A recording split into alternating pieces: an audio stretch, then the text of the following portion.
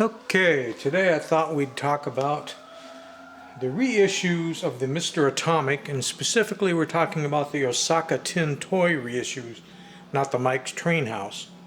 Now on the what we have here is a prototype made by Osaka Tin Toy while they were still working out the tabbing and things didn't fit together, but they needed to have a toy together for a toy show that was happening right then, so they had to throw something together so they could show people what they were up to at the toy show. And of course, as the story goes, the bad news at that toy show is Mike Train's Train House showed up with their version of the remake of Mr. Atomic at the same time.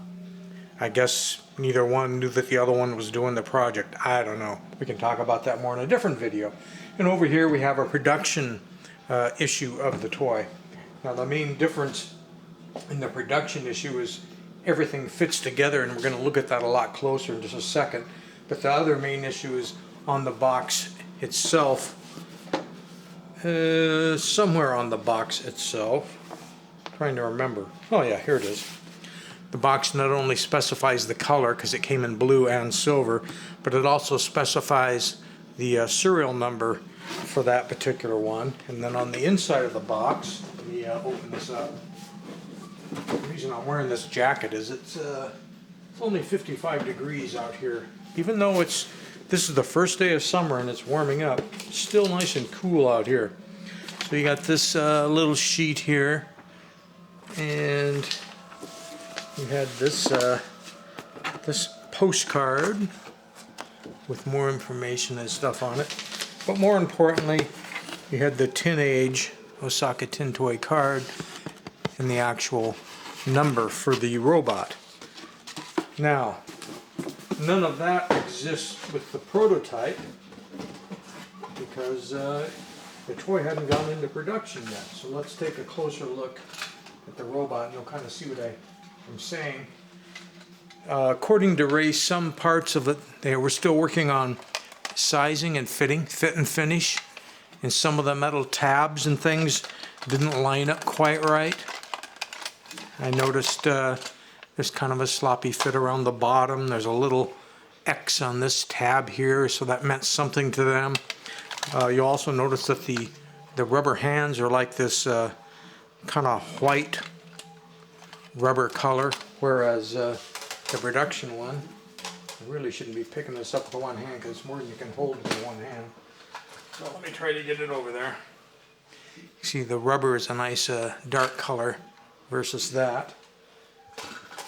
So you got the poor fit and finish where they were just slopping test print parts together so they'd have something to take to this toy show so they could start drumming up business. Here's another example of where tab sizes weren't quite worked out, and I guess some of it's held together with glue, Ray would tell me. Ray Roar.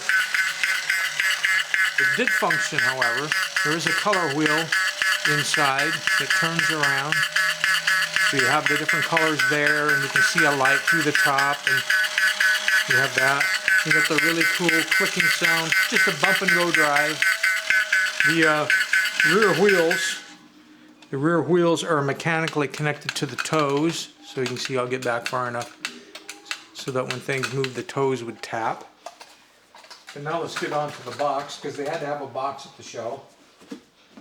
So you'll notice on the box that they had at the show, this is the model number for the toy, but where they were going to put in the actual production number of the toy and the color, there is nothing specified yet. And when you open the box, again, it would have been a handmade box at this point, because nothing had gone into production yet. I should really look at the two boxes close to see if they made other changes. So inside the box of this one, there is no credit card, there's no serial number. It was just packed with paper. There was a brochure that Ray included with it. Price back then when it first came out was going to be $490.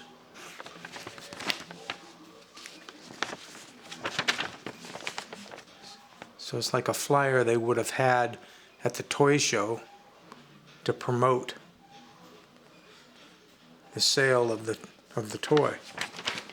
So So I just thought you might find that interesting. I'm going to put a link down below to some of Ozzie's videos and maybe even a post that he's done on Alphadrome, because he's acquired a lot of the prototype artwork and tin work and stuff like that from Osaka. That had to do with a lot of these toys. Let's move the camera closer here. You can kind of see there's no tabbing there. The slots are all open, and this doesn't really fit very well here, and yet it's down all the way compared to the production ones. So I'm just looking at the boxes again here, just to see if I can see if there was any difference in the boxes. It kind of looks like they might have had it pretty much worked out on the box design. I mean, this is white. See down here where it says Osaka Tin Toy Institute? That's not a sticker. That's printed on there. And this up here on the actual production box is in red. And again, that's not a sticker. That's how it's printed.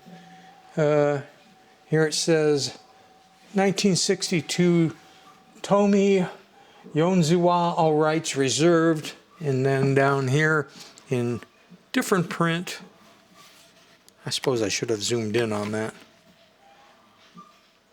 You can see it kind of gives you the same idea, but they'd made some changes. So there are definite changes that happened even in the boxes between the prototype, what they took to the show, and what was actually sold. Let's see if there's anything on the sides. Yeah, even on the sides, up here, you've got the logo and everything, and, well, no, wait a minute, that's there. What did I just see?